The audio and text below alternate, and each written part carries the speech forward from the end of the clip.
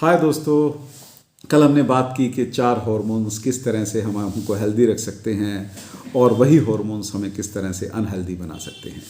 आप बताइए कि मोटे आदमी को भूख क्यों ज़्यादा लगती है और उसका क्यों मन करता है कि वो फैट्स ज़्यादा खाए, तली हुई चीज़ें ज़्यादा खाए, और क्यों शुगर पेशेंट को मीठे की ख्वाहिश रहती है।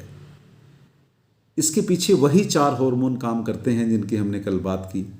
लेप्टिन की रेजिस्टेंस जब बढ़ती है तो हमारी भूख शांत नहीं होती, और लेप्टिन की रेजिस्टेंस बढ़ने का कारण है हमारी बॉडी में अवेलेबल फैट्स। और वो फैट्स मोटे आदमी ने बहुत सारे टाइम से खा कर बढ़ा लिए, और वो फैट्स इतना ज़्यादा लेप्टिन सिक्रीट करते हैं कि ब्रेन में हाइपोथैलेमस को लगता है ये फालतू की चीज़ है और वो उसे एक्सेप्ट नहीं करता। इस तरह से हमें सैटिस्फाई फील नहीं होती और मोटे आदमी को लगता है कि क्यों ना और ज़्यादा से ज़्यादा फैट्स खाए जाएं। दूसरी तरफ शुगर पेशेंट में इंसुलिन का स्पाइक डेली बहुत ज़बरदस्त तरीके से होता है, और वो इंसुलिन का स्पाइक होने का कारण है कार्बोहाइड्रेट डाइट। कार्बोहाइड्रेट ग्लूकोज में कन्वर्ट होते हैं, और हम जो फाइबर के बिना कार्बोहाइड्रेट खा रहे हैं वो कार्ब्स इंस्टेंट ग्लूकोज रिलीज़ करते हैं, और इंस्टेंट ग्लूकोज जो है वो इंस्टेंट इंसुलिन को रिलीज़ करवाती है।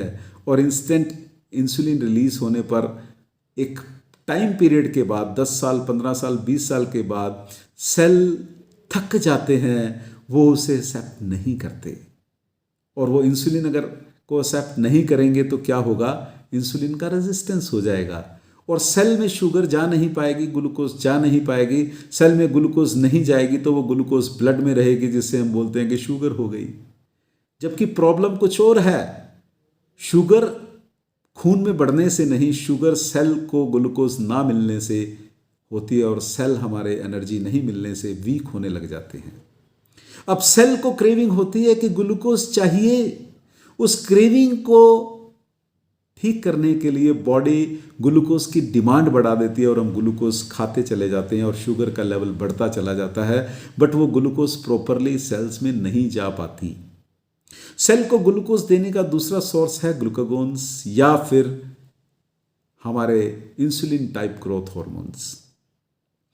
वो प्रोटीन से, और जो हमारी बॉडी में एडिपोज टिश्यूज है उसमें अवेलेबल ट्राइग्लिसराइड से, फैट से ग्लूकोज को निकाल कर सेल को देते हैं।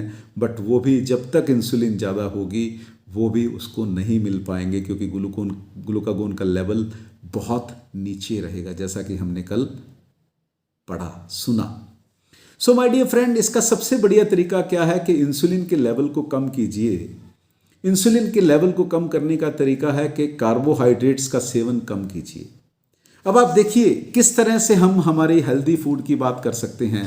अगर हम फाइबर युक्त, प्रोटीन युक्त फूड खाते हैं तो वो लॉन्गर टाइम के लिए स्टोमक में रहेगा, और गर्लिन कम रिलीज होगा, हमें भूख कम लगेगी।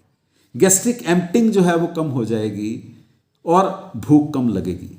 दूसरी चीज़, अगर हम प्रोटीन फाइबर युक्त फूड खाते हैं तो हमारी बॉडी में इंसुलिन का रिलीज भी कम हो जाएगा। तीसरी चीज़, जब हम प्रोटीन और फाइबर से युक्त फूड खाते हैं तो हमारी बॉडी में लेप्टिन का रिलीज भी कम हो जाएगा, और लेप्टिन का लेवल भी कम होने लगेगा। इस तरह से हम धीरे धीरे नॉर्मलाइज होने लगेंगे। अगर लेप्टिन, गर्लिन और इंसुलिन का लेवल कम हो गया तो ऑब्वियसली ग्लूकागोन्स का लेवल बढ़ना शुरू हो जाएगा, और अगर ग्लूकागोन का लेवल बढ़ गया तो वो हमारी बॉडी में अवेलेबल एडिपोज टिश्यूज में से क्या करेगा, ट्राइग्लिसराइड्स, फैट्स को निकालकर ग्लूकोज की फॉर्म में कन्वर्ट करके सेल्स को यूटिलाइज करवा देगा।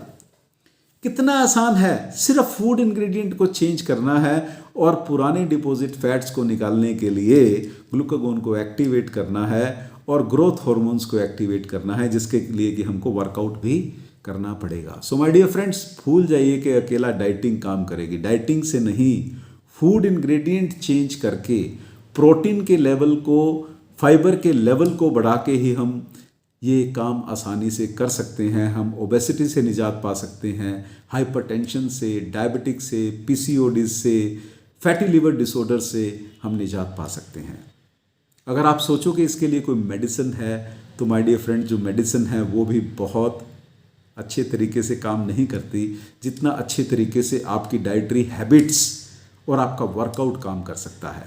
सो हमें 1 से 15 के जनवरी के बीच में जो कैंपेन है उसमें हमें सिंपल टेक्निक सीखनी है कि किस तरह से हम कौन सा फूड खाकर, कौन सी फूड हैबिट्स बनाकर हम अपने आप को ठीक कर सकते हैं, हेल्दी महसूस करवा सकते हैं।